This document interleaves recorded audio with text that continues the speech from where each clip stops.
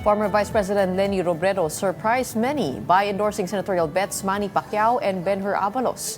Meanwhile, Vice President Sara Duterte has confirmed that she will campaign for her father's endorsed candidates. Here's the report.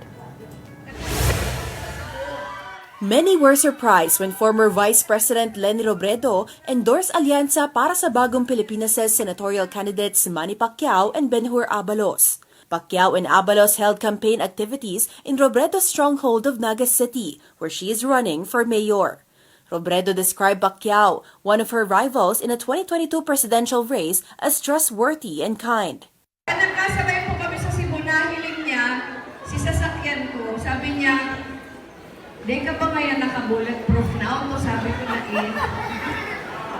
Sabi ni Senator Pacquiao, "Papasubliun ka daw.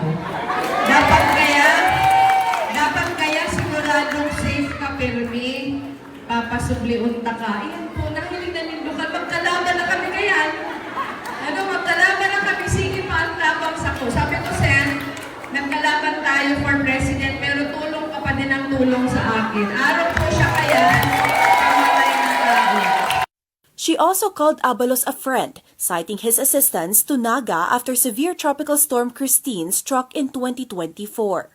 Tatabangan ta siya dahil haloy na siyang nagtatabang sa tuigdi sa Naga, lalo na po kang bagyong Christine.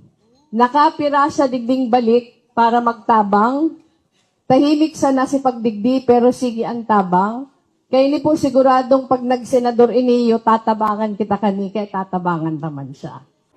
Meanwhile, Vice President Sara Duterte will campaign for the senatorial candidates endorsed by her father, former President Rodrigo Duterte. She said her father entrusted her with a campaign for the 10 PDP candidates. However, she has remained silent on two other names her father endorsed, Ariel Querubin and Gringo Honasan.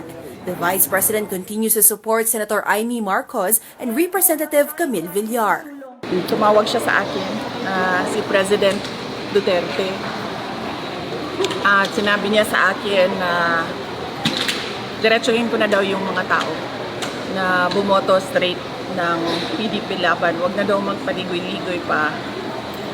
Sabihin na daw diretsyo at ipaintindi sa mga tao kung bakit kailangan nilang bumoto straight ng 10 na mga senators ng Duterte ang tawag nila sa sarili nila, ma'am, dahil hindi sila lahat galing sa isang partido lamang, no?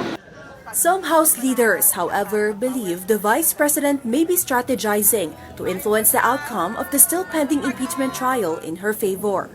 Kailangan niya ng sapat na bilang para hindi siya i-convict kapag matuloy na ang impeachment trial sa Senado.